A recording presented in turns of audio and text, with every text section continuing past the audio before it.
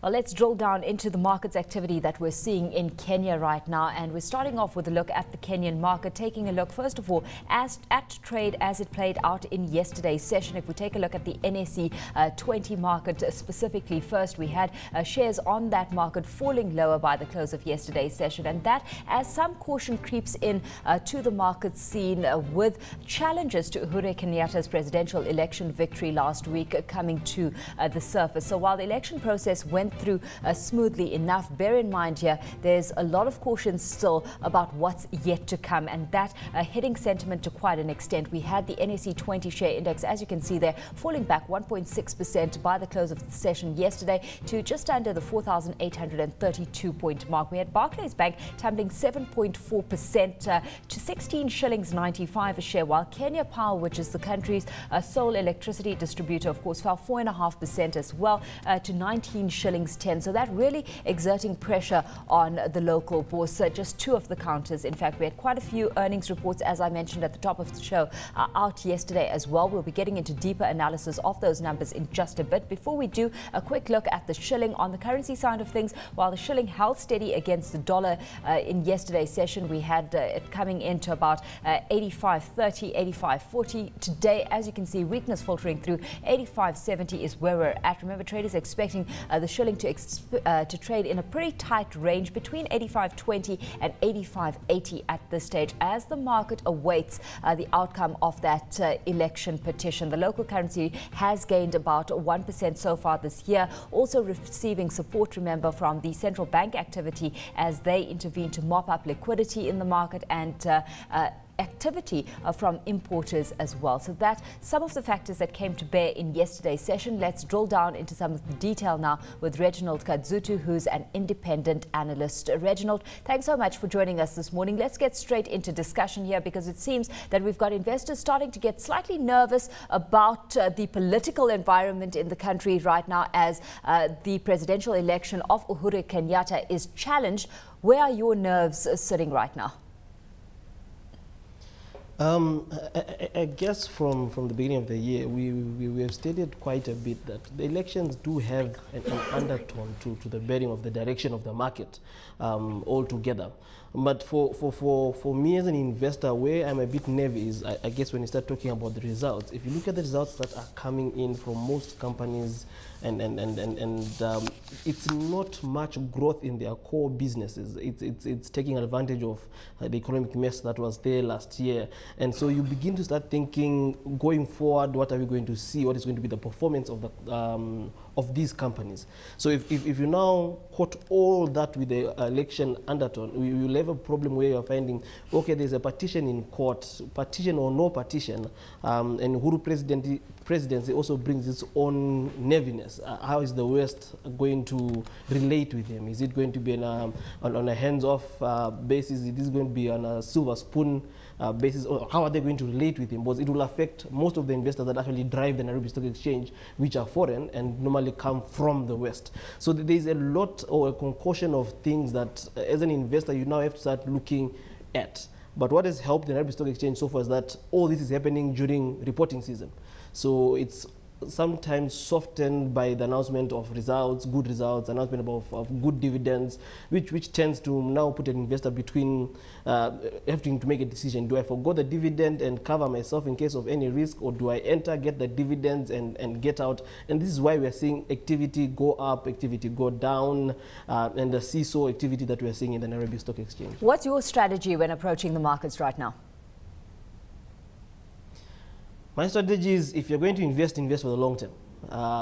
Ignore the dividend, enter and buy a stock that you actually are seeing growth prospects after this election period, after a year, after two.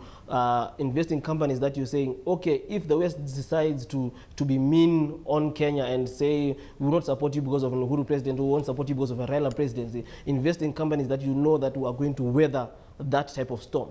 You're looking at commodity companies. You're looking at companies like KPOC, like Kenyan.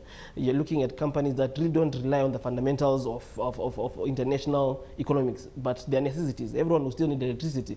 Whether you have sanctions or no sanctions, you still need electricity. So you're looking at companies like that. You need fuel. Companies like Kenyan, like Total. So it would be more of a long-term strategy and also have enough money in cash or in the money markets, because whoever comes in, if you look at all the manifestos that have been announced, they're all expenditure, all expensive manifestos. So there's going to be a lot of borrowing. So if you have money on the short term of the yield curve, you'll be able to take advantage when interest rates also start going up.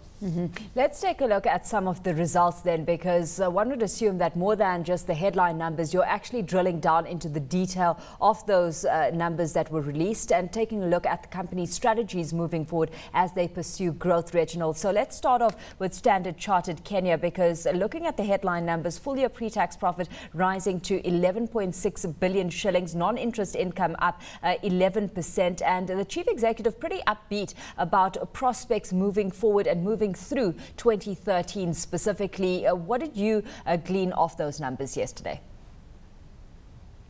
Again, like other banks, their main growth came from the rise in interest income, which was also coupled by a rise in interest expense. My main worry with the banking sector results is that they have not grown their non-funded income with the same levels they've grown their interest income.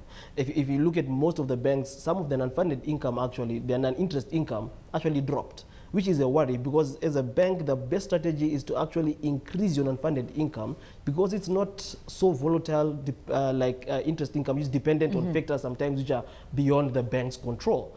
So that's my main worry. But if you look at Standard Chartered, they actually grew their loan book. So their growth in interest income is not churning from loans that they already had and they increased interest rates, but they actually lent out a bit more. What we just need to watch out now as we go throughout the year is the loan loss provision. Is it going to be sufficient? Is it going to keep on moving in tandem with whatever economic situation and circumstances the country Do you take comfort, Reginald, in the fact that we've got the bank saying that it's plowing a big chunk of that 8.3 billion shillings it raised last year to strengthening its capital base to actually meet tougher regulations and possibly mitigate against some of that risk that potentially sits on the horizon?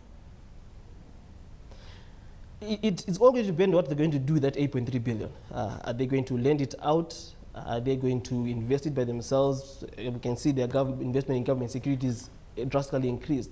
So it depends on the risk they will put on the funds. If they go the government securities way, it will actually cushion them. If they go to lend it out to the market where there's a lot of uncertainty, then the risk premium might actually not be enough to cover them and actually cushion them.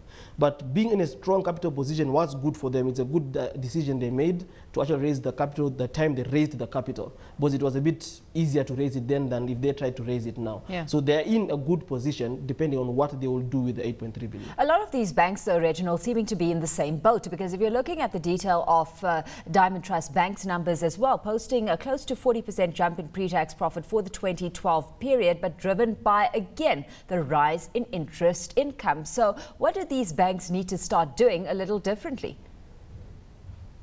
I think the banks really need to grow out of the traditional banking. We get money and we just lend it out. That's good. That's their core business.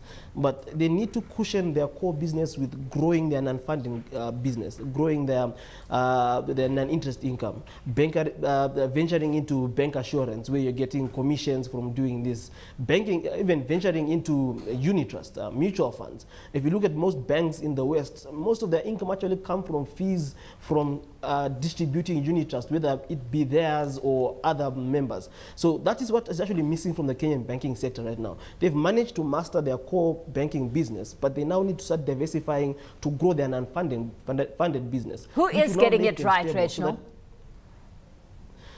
That's a hard question. Equity seem to kind of be moving towards that direction. They have kind of thoroughly diversified from core banking, and their banking income, actually, their non-funded income actually grows by close to 40–50% every year. So in a couple of years' time, they actually will push their non-funded income to close to 50–60% of their total income. How are you managing your exposure to the banking sector at this stage? Truth be said, I'm not in the banking sector. I'm more in the construction sector. I'm more in petroleum, where companies I feel like actually have a monopoly in the market, again, like KPLC, like Kenyan. construction, your cement companies. As the country continues to grow and devolve into the devolved government, there will be a lot of construction, building new offices. Every governor and senator wants to be seen to be doing something, and the most visible thing is to build something. So that's where most of the exposure is, rather than into the financial sector. That's very interesting, Reginald, because we've had the investment community at large being enticed by the earnings reports that these companies have come through with in the financial space, and also the dividends that have been put on the table. So that not acting as enough incentive for you. What would be a stock pick for you within that construction space specifically? Because as you say, it's primarily the cement players that you've got access to, and certainly boding well for prospects moving forward is the fact that we've got the country having plans on the table to issue an international bond, and that to fund infrastructure development in the country specifically. I'll basically pick three companies. It's the River Mining and Bamburi, who are basically the market leaders, and East Africa Cables, which is basically a monopoly in terms of cabling in the region. If you have three of those guys on your side or in your portfolio, it becomes easier for you to actually grow your revenues and have a bit of stability in terms of dividends, because they're also very good dividend payers. If you find the enticement from the banking sector is good for a short-term period, but you might actually miss out buying some of the long-term stocks at a cheaper price as you're trying to realize some gains from a seasonal sector.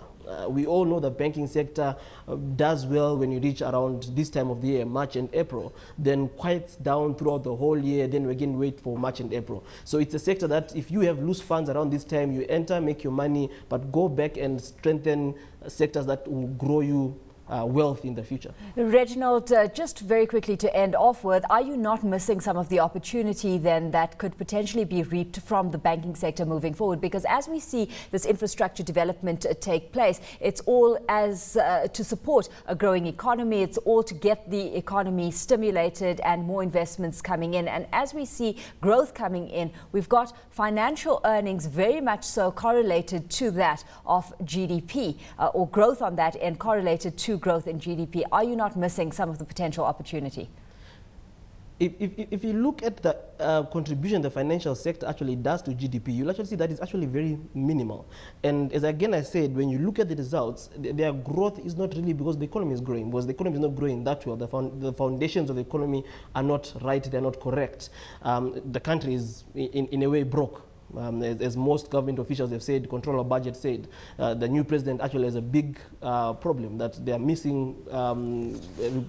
They are missing on revenue collection. The government doesn't have money, so we can't say the economy is growing so much that the financial sector is also growing. You see, financial sector, as long as they remain in their core banking business and they do not innovate, they themselves will also not benefit from a growing economy.